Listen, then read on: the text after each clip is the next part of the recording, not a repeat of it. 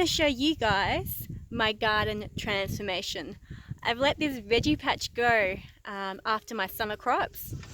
I've had issue after issue with predators in here, like rats and mice eating my seedlings, guinea fowl eating my seeds, and I've just kind of given up. But we are at the end of our first month of winter. It is the 28th of June today, and in 2 months I'm going to be planting this out with my spring crop. How crazy is that? That just seems so phenomenally crazy for me. By the time you see this, it'll be the end of July, and it'll only be 1 month away from planting my spring crop. So my month's challenge is to spend 30 minutes to 60 minutes each day in this garden. I can't always commit 60 minutes, especially when it's cold and raining, but I'm going to try and at least do 30 minutes a day, and I'm going to capture it here, and I'm going to put it in time lapse, and I want to show you the difference I can make in 1 month. And I also want to show you how easy it is to grow your own food. My veggie patch is, or this particular veggie patch is 350 square meters. I have 2 of these. One of them's, oh, you don't want to see that one. One of them is behind me and it's full of weeds, but that's going to be my pumpkin and melon patch, and maybe some corn as well over summer. So basically I'm just going to sheet mulch that and put a heap of mulch on top of that and deal with that in that way. But this one's already a veggie patch. I've got really crappy soil, but we are in the process of acquiring some mulch to mulch this, but I need to get rid of some of these weeds because I've got veggies growing through our winter. I want to show you the difference I can make in 30 minutes to 60 minutes a day in such a large area, and I want to inspire you to spend 10 to 15 minutes in the garden a day in your suburban garden. In your suburban garden, you'll have about 10 to maybe 30, 40 square meters, which is a much more manageable size, and you really only need 10 to 15 minutes a day, if that. And I want to show you how easy it is and how rewarding it is to grow all your own food. I'm going to give you a super quick walkthrough in my before.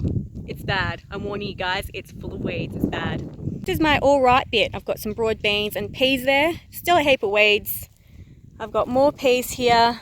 I still got my summer crop in, and we're in winter, but heaps of weeds. So bad. This is supposed to be full of peas, but I've had issues with the guinea fowl eating my seeds. There are some peas growing, but it's hard to see them through the weeds. This is just mulched, but it's got hay on it and it's all grown. So much fun. Not sure what I'm going to do here yet. This is my winter bed. It's got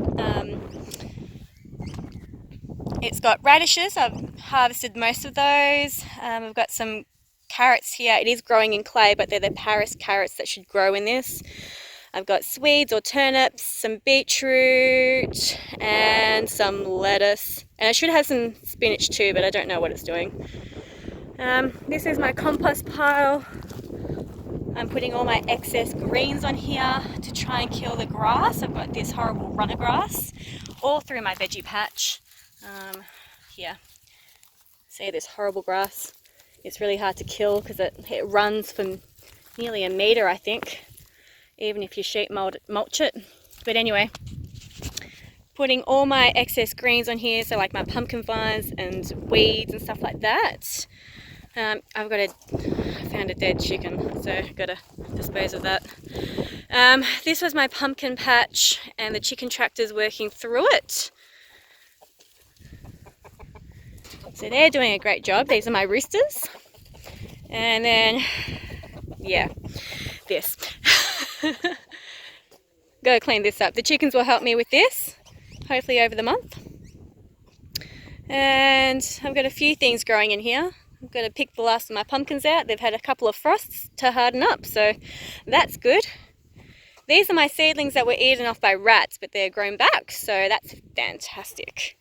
And a heap of weeds. So many weeds. This one's not actually too bad. This one hasn't grown weeds for some reason. And then, yeah, that.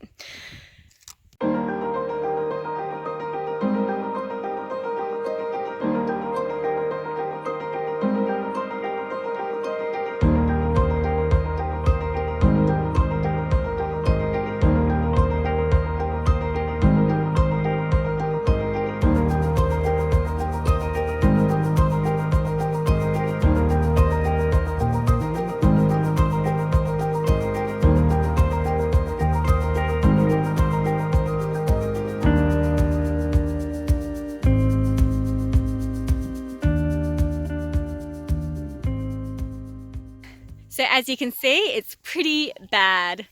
We're in a dire situation here. If I don't get this under control now, there's no way I can get my spring crop in time and have beautiful soil and productive gardens. It's just not going to happen. And we had a pretty good harvest last year, considering it was our first summer here, and we have, you know, this silty, clayey soil behind me. You can see in the pathway just how gross it is. Yeah, it's not great, but we had good harvests, and we want to have great harvests where I can preserve a heap of stuff to use through winter, because I'm running out of homegrown produce that we preserved. Day one, I'm going to put my alarm on for 30 minutes because Paul's nearly home and we need to get firewood. We are just about all out. It's in the paddock. We just need to bring it up to the house, and tomorrow it's going to pour like 10 to 20 mils, which is a lot of rain, and we don't want it to get wet after the beautiful days we've had and it's had a chance to dry out. So 30 minutes it is today, and I'm going to work as much as I can in this patch. Time is going on.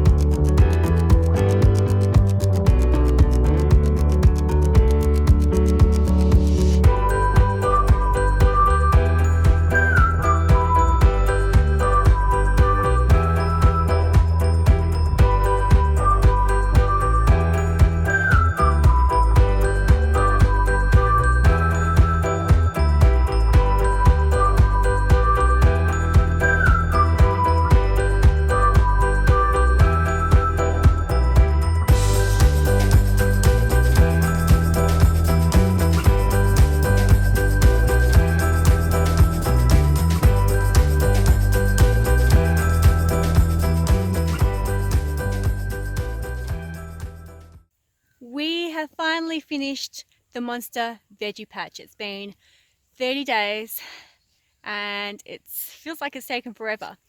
We've averaged about 45 minutes a day. So some days I did 30 minutes, where other days we did an hour. I think it was fairly even between the two, but I wanted to quickly show you what it looks like now. Start off with my little flower patch with the kale and the keyhole beds with the brassicas, some garlic in there because I don't have enough garlic. We've got the chook tractor still working away. They're doing a good job in there. There's a bit of mulch in there. They're eating my weeds, clearing it for me, fertilizing it. These beds have hay. They've also got a cover crop of dun peas in there, and we've inoculated them so that they can fix nitrogen into the beds. Now, before I plant in about 3 months' time, we will chop and drop, and it will be kind of like a mulch that we've grown here. And because we've inoculated them, they will fix nitrogen, which is even better. and we won't ever have to inoculate these beds again, because once you add the bacteria, that's it. Then over this side, I've got my winter crop growing well, my Swedes, beets, spinach, lettuce, and some carrots are all growing nicely. Another bed that we've inoculated. This one was full of grass last time I showed you, but we've covered it with mulch, wood chips, and a heap of peas to act as a mulch. In here is a pea bed. I've got several different varieties of peas, and they're growing well.